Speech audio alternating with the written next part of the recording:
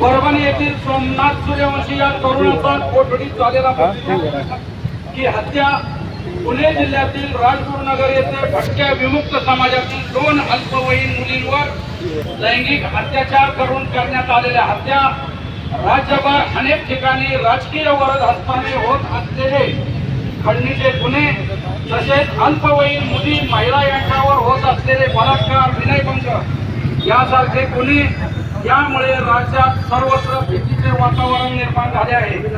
महाराष्ट्र प्रचंड अस्वस्थ आहे। या वातावरणामुळे राज्यात शैक्षणिक आर्थिक औद्योगिक विकास होण्यास अडचण निर्माण झाली आहे। राजकीय वरद हस्तामुळे जिल्ह्यात गुंडांच्या टोळ्या तयार झाल्या आहेत। यामुळे पिंपरी चिंचवड तहसीलदार कार्यालय निवडी येथे आज गुरुवार रोजी जन आक्रोश धरणे व निषेध आंदोलन करण्यात आले। यावेळी आंदोलकांच्या वतीने आपल्याकडे म्हणजे मुख्यमंत्र्यांकडे खालील मागण्या करण्यात आल्या।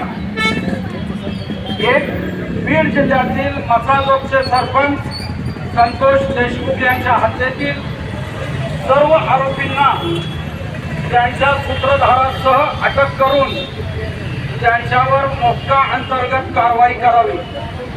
नंबर 2, सदरचा खटला जलद गती न्यायालयात चालवून आरोपींना लवकरात लवकर फाशी द्यावी। त्याचप्रमाणे मुद्दा क्रमांक 3, कैलासवासी संतोष देशमुख यांचे कुटुंबीय व घटनेचे साक्षीदार यांना पोलीस संरक्षण द्यावे। नंबर 4, या प्रकरणातील आरोपीचे कॅबिनेट मंत्री धनंजय मुंडे यांच्याशी अत्यंत घनिष्ठ संबंध असल्याचे प्रसार माध्यमातून उघड झाले आहे।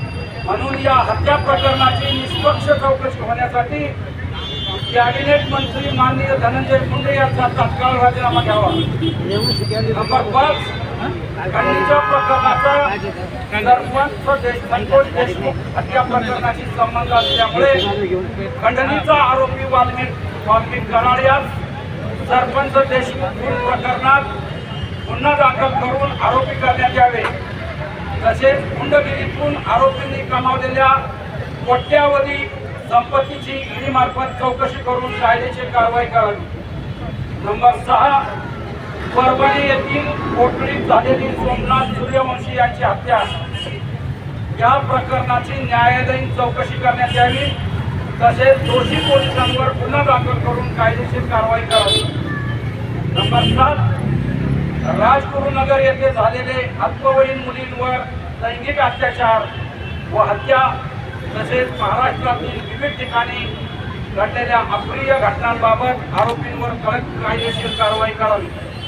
आणि नंबर 8, शेवटचा महत्त्वाचा मुद्दा आहे, महाराष्ट्रातील एकूणच कायदा व सुव्यवस्था ढासळलेली असून परिस्थिती गंभीर बनली आहे।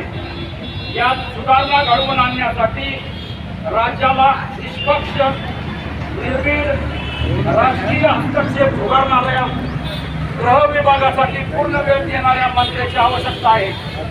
तरी महाराष्ट्राच्या हितासाठी नागरिकांच्या कल्याणासाठी आपण देवेंद्र फडणवीस गृहमंत्री पदाच्या जबाबदारीतून मुक्त व्हावे आणि नवीन गृहमंत्र्यांची तात्काळ नियुक्ती करावी ही विनंती आणि आपले नम्र सर्व आंदोलन करते असं हे निवेदन आपण देणार आहोत। तत्पूर्वी उपस्थित मान्यवर आपापले मनोगत व्यक्त करणार आहेत। मी माजी महापौर संजोग वगैरे पाटील यांना विनंती करतो की आपण आपलं मनोगत व्यक्त करावं।